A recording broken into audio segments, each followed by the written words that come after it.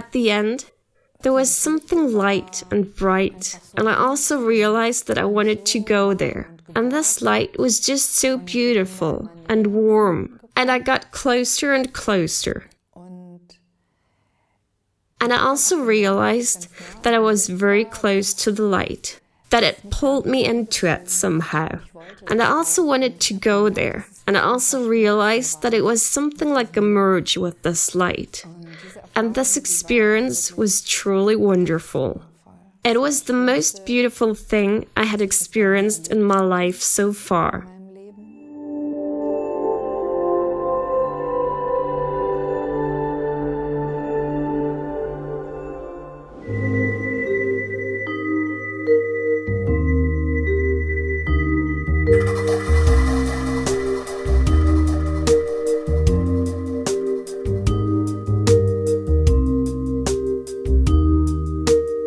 Mrs. Brekenfeld, you are a healer for psychotherapy, and your work is also built on a very special life experience.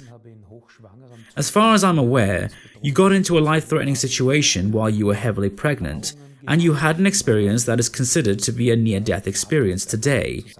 What exactly happened at the time? Es war vor fast 15 Jahren, im Juli 2004.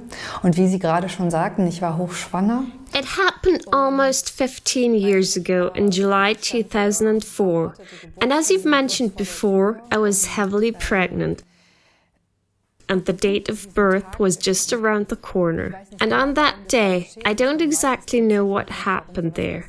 I actually don't know why something like this can happen. But my placenta loosened itself prematurely. And a premature placenta previa means that you start bleeding a lot. Shortly before birth, the placenta is about as big as a small pizza, and when it loosens itself, severe bleedings occur, and the life of both the mother and the child are in danger. That is what happened to me, namely from 1 minute to the next. So it wasn't predictable at all. I was still lying in bed in the morning, and suddenly I noticed that I had severe bleedings, and they were that strong that I instantly knew, if I don't get help right now, I'm gonna die. Well, I became aware of it instantly because of all the blood I saw. And at that moment I realized, or let's say at that moment this thought popped up in my head, that if I couldn't get help straight away, I'd die. At that moment, the severe fear of death hit me. And I was still able to react. I called the emergency. I called my husband, and then I noticed that my whole body started shivering. My teeth were chattering. My whole vegetative nervous system started fighting against this impending death that was suddenly and unexpectedly a possibility. And the crazy thing was that in this situation I heard something like an inner voice that denied everything that was happening at the moment. And it was also like an inner voice that said, everybody dies, but not me. And at the same time, I knew that it was actually happening at that moment. And of course, this was a situation I would have never expected to happen. Never. Because until now, I had the feeling that I'd been in control of my life. And somehow everything was, I'd say everything had gone well at the time. I had a good job, we just got married, my husband and I, and now our first child was on the way. And during that situation, I realized that everything was different now, and that I didn't have any control anymore. That was a totally new situation for me, and also to realize that I had actually lost control of what was happening. And I also noticed how my whole body was fighting against this. Like, I don't want this to happen. I don't want to die. And this fear of death grew massively. Of course, the emergency physician and the paramedic came in, and from their reactions I could see that it was really serious. They were all horrified by in which state they were finding me in. I can't really describe why this happened. It was like an inner capitulation to what was happening. It was like, okay, I surrender. And during this surrender, everything changed, because with this, I surrender, my whole consciousness extended from my body, and I experienced it as something that was bigger than my body. And all of a sudden, I perceived the whole experience out of my body. I saw the extent of my blood loss. I also saw my body lying there. There was this risk of dying. I saw the paramedic, the emergency physician, all the agitation and fear. And looking at myself, peace and tranquility came over me, and everything went quiet. It was as if time had stopped. And all the fear that I'd had before, all the fighting just stopped at that moment. It was incredibly quiet. And I could see everything that was happening, and at the same time, I made my peace with it.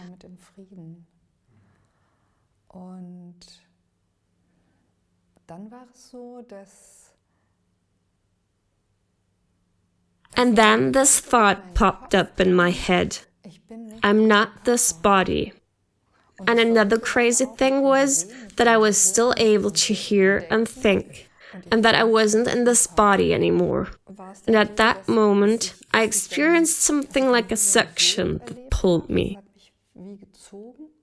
When I'm talking about me, that I'm talking about, let's call it a consciousness that was outside of my body. And this consciousness was pulled into something like narrowness, a confinement. Oftentimes people report of something like a tunnel, or the term tunnel is being used. But I realized that the word narrowness fits way better for my experience. At the beginning, I also called it tunnel because it's such a fixed word, and this narrowness was dark and somehow moving. And also golden orange, dark golden orange. And it pulled me through this narrowness. At the end, there was something light and bright. And I also realized that I wanted to go there. And this light was just so beautiful and warm and safe. And I got closer and closer. And I also realized that I was very close to the light, that it pulled me into it somehow. And I also wanted to go there. And I also realized that it was something like a merge with this light. And this experience was truly wonderful. It was the most beautiful thing I had experienced in my life so far. It was full of safety and quietness, full of love and peace. And it was really a feeling as if I had arrived at home.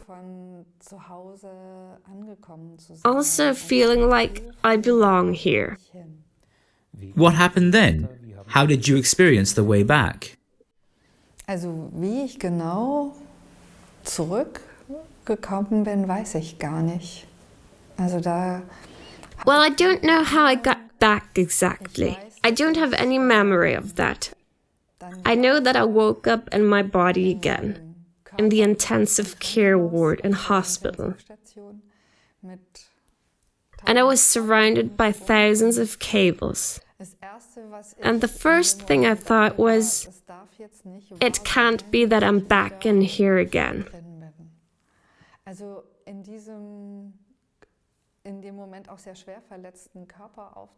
To wake up in this very badly injured body was a big disappointment. Well, it was like, I thought, this can't be true. Now I'm back here again. And the second thought was, how can I get out of here again? Yes, that's what it was like. And at that moment, I also had this memory of going inside and outside. And I was outside of my body, and it was possible. Well, I could remember all the details very well. The body was severely injured. I had lost a lot of blood, and they had to perform an emergency surgery to save my life. And thus my body was very weak, and it felt really cold. It probably had something to do with the emergency surgery as well. In any case, I had the feeling that being back in this body was very tight, very cold, and totally uncomfortable. Sie sind also in Ihrem Körper erwacht, waren mit den Folgen. So you woke up in this body, you were confronted with consequences of this event, but at the same time, you were carrying this wonderful experience in you. What happened in the following weeks and months?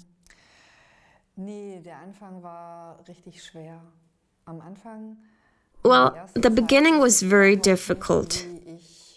At the beginning, at first, I didn't know how I should continue living my life. Because I had the feeling that my previous life had just stopped.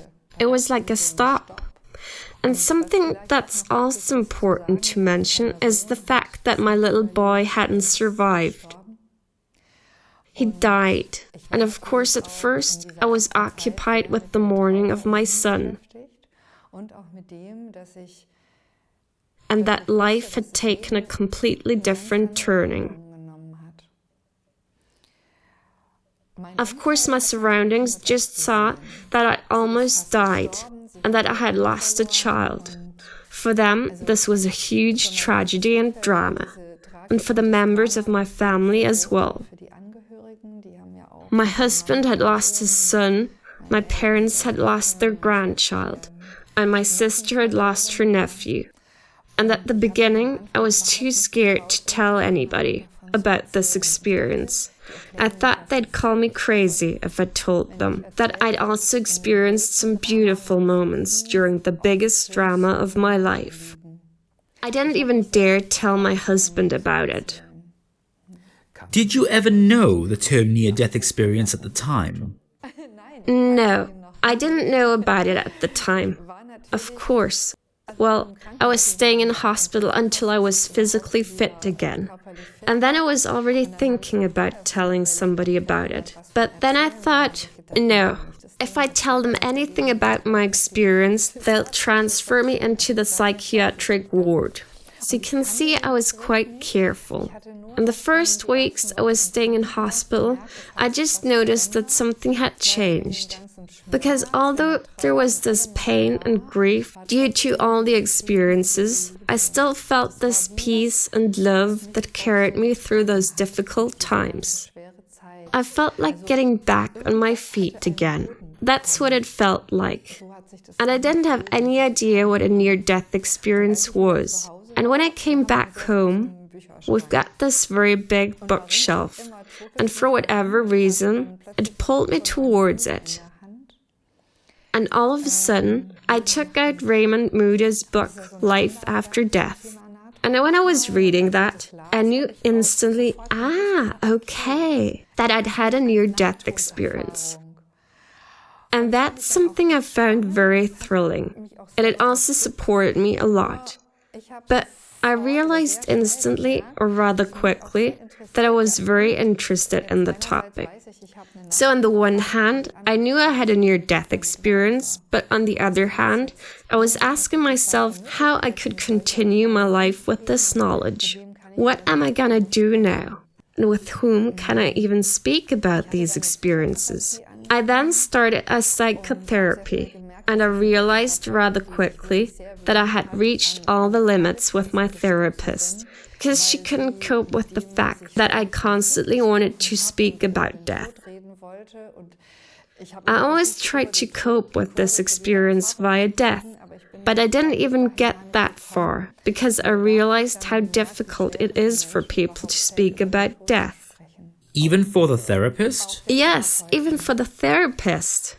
It was so difficult for her that she didn't even want to hear my experiences with death, and unfortunately, she made the wrong diagnosis because she thought I was suicidal and that it would be best for me to be sent to a mental hospital. And she was really worried that I would kill myself because my son was dead too. So she made a completely different connection. And of course, that was very bitter for me. That's something I have to mention because I had the feeling, okay, apparently there's nobody with whom I can really speak with about this experience here. I'd been hopeful that I would be able to speak with a therapist about it, and that I'd be able to speak about the beauty of this experience too. And I then quickly realized that there aren't many people with whom I can speak to about this experience, who can take this. My surroundings, my circle of friends said, just stop it. We don't want to hear anything about death. Just be glad that you're still alive. And I realized I was happy that I was still alive, but that there was still something else I could feel at all times. It wasn't like a memory for me when I was talking about it. It was more substantial. Something had changed. Well, and then I went for a search because I realized that I was really interested in what I had experienced. I still knew that I wasn't that body. There was something else. I suddenly realized that space and time can be blurred, that consciousness can apparently extend, and I was very curious and wanted to know what experience I'd had. Well, then I went to see a few therapists and looked around if I'd find other people, other therapists I'd be able to speak to about this topic. Thank God I found somebody. I mean a therapist who said yes, and who even listened to me, and he said, yes, I know such experiences do exist, and it would be good if you looked for someone who's made such experiences as well, and who is an expert in this field. I'm not an expert.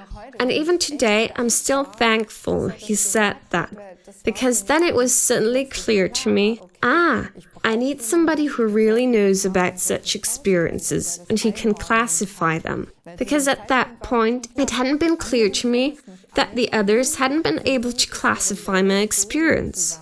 And just because they couldn't classify it, they didn't even want to take a look at it. It became more and more clear to me that my surroundings didn't mean any harm by doing that. Although at the beginning it was very painful that I couldn't speak with anybody about it. You've written a book with a very appealing title, Encounter Death and Gain Life. In your book, you describe the spiritual and transforming power of near-death experiences. If you summarize that, what has this power done to you over the past years? How has it changed you?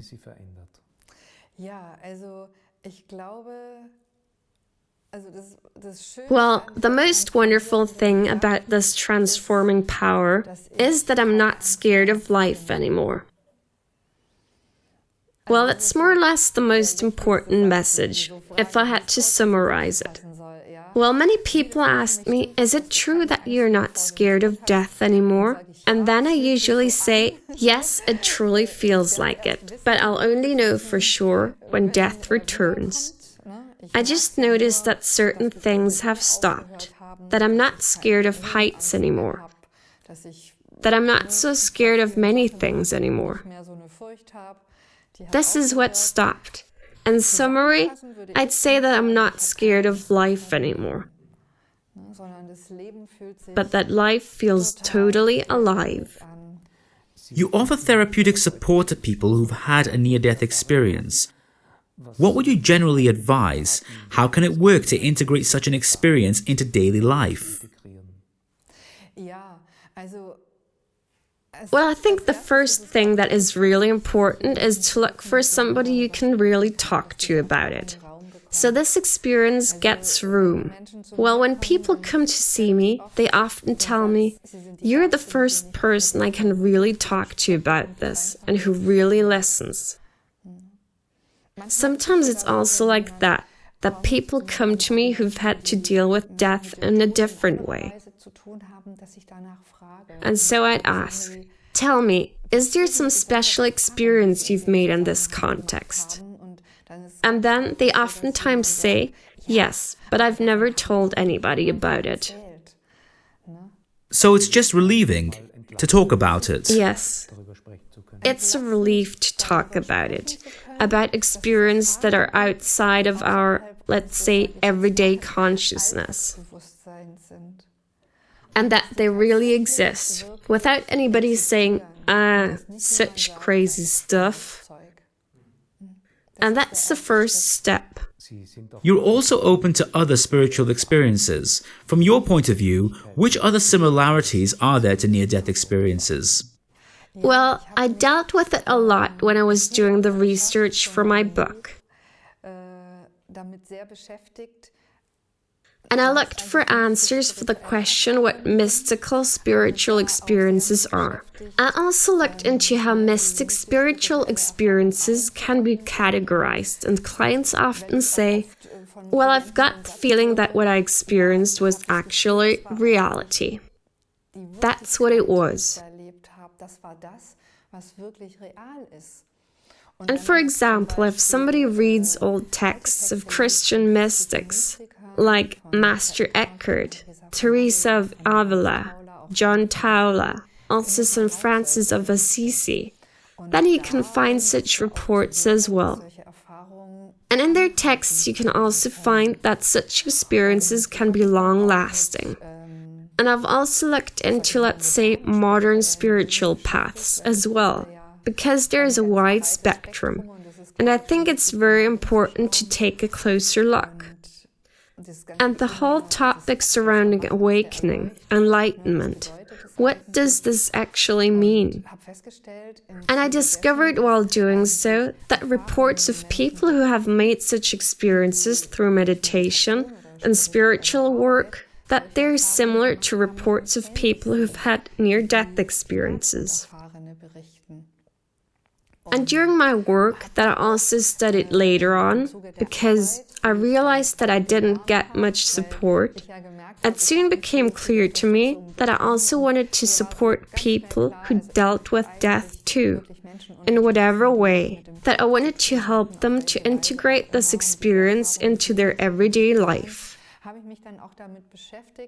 And I also looked into various levels of consciousness, and that we've got a level that's our everyday consciousness that is set in space and time, and that there is another level, which I call level of consciousness. It's a vertical level, where it is about how deeply I'm connected to myself. And the more this level decreases, and the fewer times I stay in this level, the more often I go into this vertical level, into this level of consciousness, into an inner level. This level is here too, but most of the time we're busy here in this level. That's just what everyday life entails. And I think that during a near-death experience, at least that's how I experienced it as well, that during that time, the sense of space and time that we have in everyday life just stops. And that there is a moment where we fall into this vertical level of consciousness. It is the thing that is mentioned in many spiritual paths, to be in the here and now, to be in the moment. Because people who work on themselves on a spiritual level have reported of similar experiences as people who've had a near-death experience.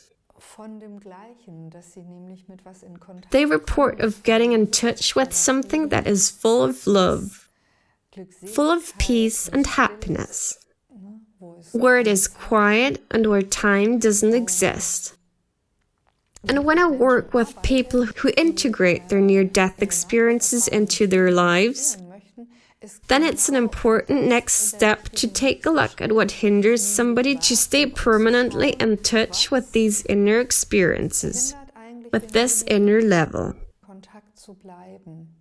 A near-death experience is often connected to a traumatic event. That was the case with me. It means that the body is in a stressful situation and thinks that it has to be in a flight or fight mode. That's what also happens during an accident or other life-threatening events. This means that the body repeatedly has the feeling that if it gets in touch with this peaceful, let's say luminous experience, that something dangerous will happen. And speaking of my experiences, it's important to disconnect the two again, because eventually the body has to be taken into this peaceful or luminous experience as well.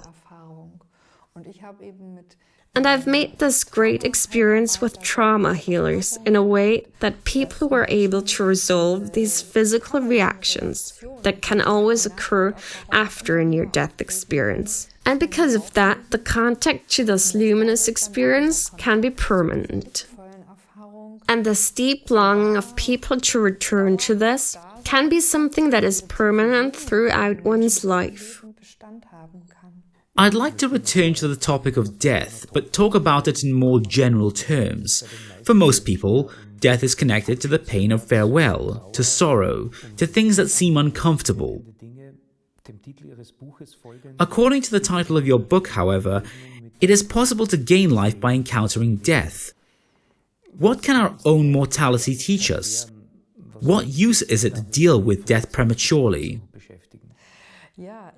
Well, I think it is important to deal with it prematurely because we can discover what's essential in life to us through our own mortality. Then I can discover what's really important to me. And through my own mortality, I can actually get in touch with this inner space that seems to be present at all times. That's my interpretation, believe it's placed in our hearts, an inner space where peace, happiness, and love exist that are unconditional.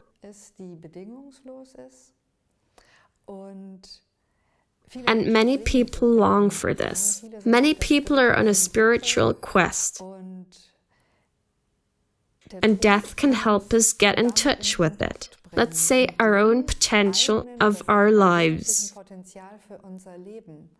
Because when we live outside of this inner space and with the potential and power that has been given to us, only then can our lives become really powerful. And only then is it possible to be fearless of life while we're still alive. Earlier, you described rather beautifully that you've lost the fear of life. What do you think is behind this widespread fear of death? Is it the fear of life? Yes, of course.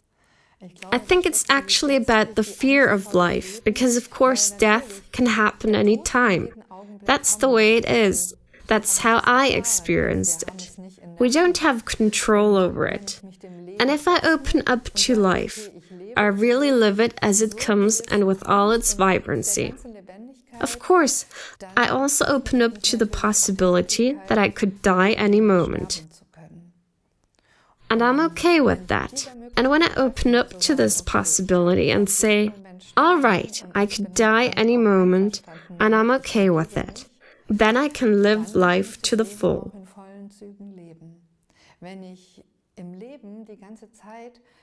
If I'm always on guard not to die and try to have everything in control so nothing will happen, then I'm driving through life with the handbrake on. And that's why I think, or I'd recommend every person to deal more with death or their own death. I think death is a part of life. Mrs. Brekenfeld, many thanks for the touching insights into your life. Thank you very much for the interview. Yes, many thanks. I'd like to thank you as well.